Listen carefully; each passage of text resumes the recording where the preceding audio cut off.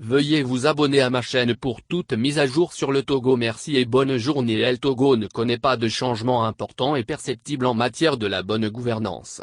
La situation de surendettement s'est aggravée sous Gnassingbé Béfort avec la grande caution apportée à la corruption et à l'impunité.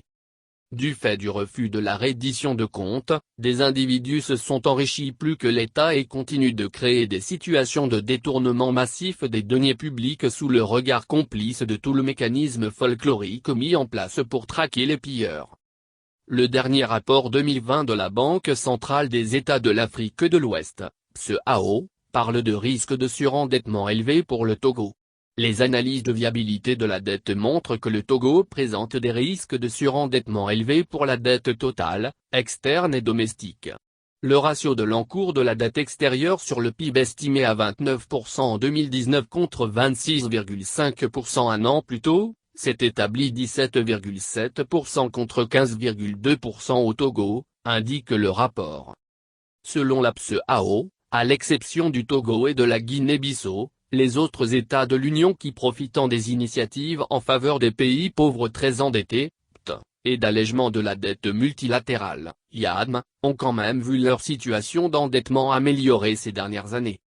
Le ratio de l'encours de la dette extérieure sur le PIB estimé à 29% en 2019 contre 26,5% un an plus tôt par pays se présente comme ci. 24% en 2019 contre 19,4% en 2018 au Bénin. 22,8% contre 21,4% au Burkina Faso. 25,9% contre 23,6% en Côte d'Ivoire. 40,5% contre 34,3% en Guinée-Bissau. 23,5% contre 24,1% au Mali. 25,4% contre 24,3% au Niger. 53,5% contre 47,7% au Sénégal, et 17,7% contre 15,2% au Togo.